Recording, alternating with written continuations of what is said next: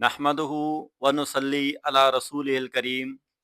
अम्मा बाद फ़ाऊज़ु बिल्लाहि मिनश शैतानिर रजीम बिस्मिल्लाहिर रहमानिर रहीम। मोहतरम साथियों, हक मौजूद, मुराकबा क्या है, मेडिटेशन क्या है और मुराकबा के फ़वाइद क्या हैं, मुराकबा किस तरह किया जाए और मुराकबा क्यों किया जाए और मुराकबे में क्या ज़िक्र पढ़ना चाहिए और क्या मुराकबे में आँखें बंद करना ज़रूरी हैं और मुराकबा किस किस्म के लोग यानी किस उम्र वाले लोग करें और मुराकबा का टाइम क्या होना चाहिए, कितनी देर के लिए करना चाहिए और उससे हमें क्या फ़ायदा मिलेगा। इस पर आज जामे गुफ्तगू करेंगे, इसलिए हम आज का वीडियो लंबा रिकॉर्ड कर रहे हैं। जो मुराकबा को समझना चाहते हैं वो इस मुराकबे की इस वीडियो को मुकम्मल सुनें और उसके बाद फिर हमें राय भी दें। आप अपने मुशाहिदे में आपने मुराकबे को क्या समझा और क्या महसूस किया, तो इंशाअल्लाह ताला फिर आगे इस पर मज़ीद गुफ्तगू हो सकेगी। तो असल में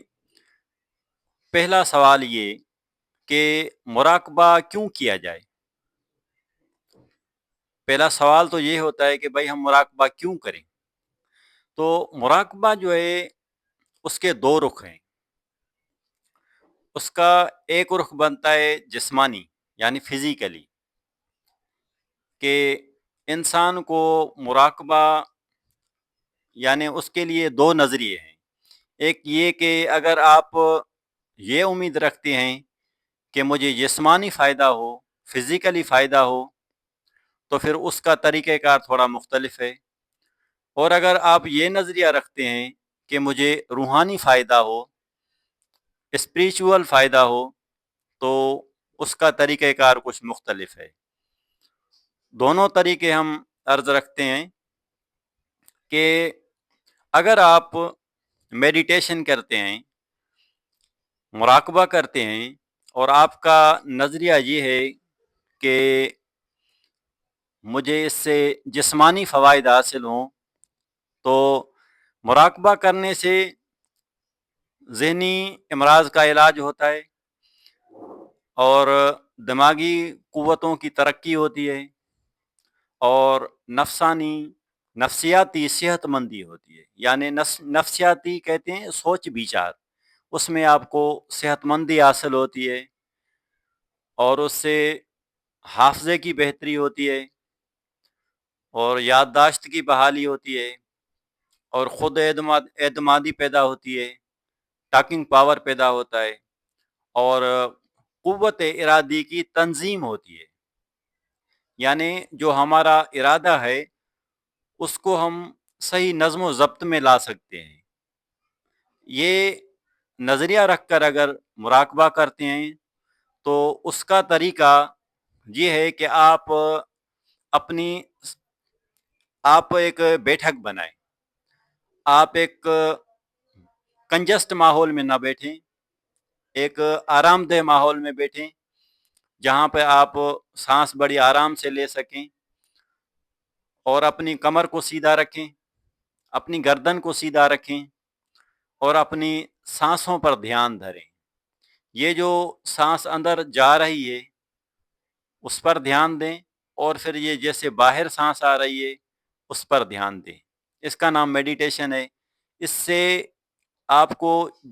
जो मैंने अर्ज़ किए ये फ़वाइद आपको हासिल होंगे और भी इससे ज़्यादा भी फ़ायदे हासिल होते हैं, वो अनगिनत हैं। आपका कंसंट्रेशन जो लेवल है वो भी बुलंद हो जाएगा। आपके शऊर में एक तरतीब आ जाएगी। आप जो पूरे दिन में जो आप काम करते हैं,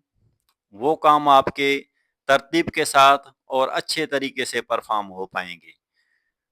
और इससे ज़्यादा और भी फ़वाइद हैं। मसलन आप शागिर्द हैं, तालीम हासिल कर रहे हैं, तो हुसूल तालीम में आप बड़े ध्यान के साथ उसको جو ہے نا آپ حاصل کر پائیں گے اور سمجھ پائیں گے۔ اور اس کے سوا اگر آپ روزانہ کی بنیاد پر آپ یہ فزیکلی جو میڈیٹیشن ہے اس کو کرتے ہیں، تو اس میں پھر آپ کے اندر فیصلہ کرنے کی قوت پیدا ہوگی، آپ کے ذہن پر اسٹریس نہیں آئے گا، آپ کبھی بھی انزائٹی کا شکار نہیں ہوں گے۔ آپ جہاں بھی آپ پریزنٹیشن دیں گے تو آپ با اعتماد بن ہو کر پریزنٹیشن دیں گے، اور آپ کے اندر ایک قوت ارادی جو ہے وہ کمال درجے کی ہوگی۔ یہ فوائد ہو گئے میڈیٹیشن جو فزیکلی فوائد کے لیے کرتے ہیں۔ اور دوسرا ہوتا ہے جو بزرگان دین، جو روحانی لوگ ہیں، جو کہتے ہیں کہ میرے اندر جو روحانی قوت ہے وہ مضبوط ہو جائے، میرے اندر روحانی سمجھ، سوجھ بوجھ، حکمت، دانائی، وزڈم پیدا ہو، اور جو میرے اندر دل ہے اس کے اوپر میرے روح کی حکومت ہو، اور میرے اندر سے جو نیگیٹیوٹی ہے وہ نکل جائے، جس کو ہم نفس کہتے ہیں، اس کا دخل ختم ہو جائے، اور میرے اندر جو دل پر حکومت ہے وہ روح کی ہو۔ تو ان لوگوں کے لیے جو مراقبہ ہے اس کا طریقہ تھوڑا سا مختلف ہے۔ طریقہ یہ ہے کہ آپ آرام دہ نشست میں بیٹھیں، جس میں آپ کو کوئی کھچا وغیرہ نہ ہو، کوئی پریشانی نہ ہو، بڑے سکون کے ساتھ بیٹھیں، کمر سیدھی کر کے رکھیں، گردن کو سیدھی کر کے رکھیں، تو اس سے زیادہ فائدہ ہوگا۔ اگر آپ کمر اور گردن سیدھی نہیں رکھتے تو اس سے کم فائدہ ہوگا، نقصان پھر بھی کوئی نہیں ہے۔ اور اپنی جو اندر سانس جا رہی ہے، آپ جو سانس لے رہے ہیں اور جو سانس آپ چھوڑ رہے ہیں، باہر نکال رہے ہیں، تو اس ردھم میں ذکر کو شامل رکھیں۔ پھر آپ کو اپنے پیر سے، مرشد سے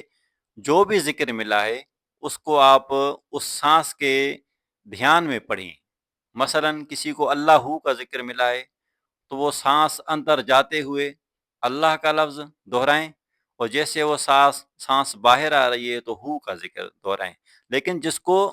اپنے پیر سے، اپنے استاد سے جو اجازت ملی ہے اس طریقے سے، مثلا کسی کو لا الہ کا ذکر ملا ہے تو وہ بھی اپنے اس سانس کی ردھم میں اس کو پڑھے، مثلا کسی کو اور کوئی ذکر ملا ہے تو وہ بھی اس کو اس دھیان میں پڑھے۔ اب ایک اور بھی اس کے ساتھ لازمی کام ہے، وہ یہ ہے کہ اپنی پیشانی پر اپنے پیر کے تصور کو رکھیں، اپنی پیشانی پر اپنے پیر و مرشد کا جو تصور ہے اس کو محسوس کرتے ہوئے آپ یہ سارا کام کر رہے ہوں۔ یہ جو طریقہ کار ہے یہ مراقبہ بزرگان دین کا شیوا ہے۔ جو بزرگان دین ہیں، جو اپنی عبادت کرتے ہیں، سانسوں والی عبادت کرتے ہیں، تصور شیخ بھی کرتے ہیں، تو ان کے لیے یہ مراقبہ ہوتا ہے۔ پھر اس میں جو اس مرید کو، طالب کو جو فوائد حاصل ہوں گے وہ پھر روحانی بھی ہوں گے اور جسمانی بھی ہوں گے، اسپریچول بھی ہوں گے اور فزیکل بھی ہوں گے۔ فزیکل یہ کہ آپ فٹ رہیں گے، پورا دن آپ کا ذہن جو ہے فریش رہے گا، آپ اسٹریس کا شکار نہیں ہوں گے، وہ میں نے عرض کر دی۔ اب روحانی فائدہ یہ ہوگا کہ آپ کے اندر روحانی ایک سمجھ پیدا ہوگی، آپ کے اندر ادراک پیدا ہوگا، آپ کے اندر عقل کل پیدا ہوگا، اور جو گہرائی والی باتیں ہیں یہ عقل کل سے ہی بندہ سمجھ سکتا ہے، عقل جز والا بندہ اس گہرائی والی بات کو نہیں سمجھ سکتا۔ اور روحانی راز و رموز یہ سمجھ میں آنا شروع ہو جائیں گے آپ کو، اور جو اندر کا راستہ ہے وہ آپ کا طے ہونا شروع ہوگا، اندر کی آپ کے اندر سمجھ پیدا ہونا شروع ہوگی۔ یہ جو آپ نے تصوف میں ایک اصطلاح سنی ہے کہ اپنی کتاب کو پڑھو، تو وہ جو اپنے اندر کتاب رکھی ہوئی ہے اس کتاب کو آپ سمجھنا شروع کریں گے۔ یہ کوئی باہر والی کتاب کی طرح تو ہوتی نہیں، یہ اندر کی ایک سمجھ کے پردے ہوتے ہیں جو روزانہ ایک نیا انکشاف ہوتا ہے، اور منزل و منزل اس کی جو پردہ کشائی ہوتی رہتی ہے۔ اس کو وزڈم کہتے ہیں، اس کو حکمت کہتے ہیں، اس کو تصوف کا راز کہتے ہیں۔ یہ اندر سے پھر آپ کو نصیب ہونا شروع ہو جائے گا اگر آپ مراقبہ بزرگان دین کے طریقے سے کرتے ہیں تو۔ باقی ایک میں یہاں پہ ایک، اگر آپ فزیکلی فوائد کے لیے کر رہے ہیں یا پھر آپ بزرگان دین کے اس کیٹیگری سے کر رہے ہیں، دونوں صورتوں میں بندے کے ساتھ ایک کیفیت وارد ہوتی ہے، وہ یہ کہ جب یہ بندہ میڈیٹیشن اسٹارٹ کرتا ہے یا مراقبہ جس کو ہم کہتے ہیں اسٹارٹ کرتا ہے، تو شروع میں ذہن میں ایک گندے گندے قسم کے خیالات پیدا ہوتے ہیں، تو اس سے آپ پریشان مت ہوں۔ یہ جو اپنے اندر میں اپنے ذہن میں جو یہ گندگی بھری ہوئی ہے، یہ گندگی نکل رہی ہوتی ہے، اس لیے آپ کو شروع میں گندے خیال آئیں گے، پھر جب آپ اس کام کو جاری رکھیں گے تو پھر انشاءاللہ تعالی 10-15 دن کے بعد یہ پھر آپ کو صاف خیال آئیں گے، اچھے خیال آئیں گے، یعنی شروع میں نفسانی خیالات پیدا ہوں گے، نفس کی کدورتیں ظاہر ہوں گی، پھر وہ نکل جائیں گی، پھر آپ کے اندر تزکیہ نفس ہو جائے گا، تو پھر آپ کے اندر روحانی خیالات پیدا ہوں گی، روحانی سمجھ پیدا ہوگی، روحانی باتیں پیدا ہوں گی، اور آپ کے اندر شٹی حس جو ہے وہ بیدار ہوگی، تو آپ کو پھر یہ بھی ہو جائے گا، معلوم ہونا، محسوس ہونا شروع ہو جائے گا کہ میرے لیے کیا بہتر ہے، اور سمجھ آپ سے جو مشورہ لے رہا ہوگا اس کے لیے بھی آپ سمجھ پائیں گے کہ اس کے لیے کیا بہتر ہے، تو آپ پھر اس کو وہی مشورہ دیں گے، اور اس کے سوا جو آنے والے لمحات ہیں اس کا بھی آپ کو پتہ چلے گا کہ آپ کے ساتھ کیا ہونے والا ہے یا دوسرے کے ساتھ کیا ہونے والا ہے۔ اور دوران مراقبہ آپ کے اندر جو بھی خیال پیدا ہو، چاہے وہ گندا ہو آپ کی نظر میں یا اچھا ہو، یعنی نفسانی ہو یا روحانی ہو، وہ بے مقصد نہیں ہوگا، وہ با مقصد ہوگا، اس لیے پھر آپ ان خیالات کا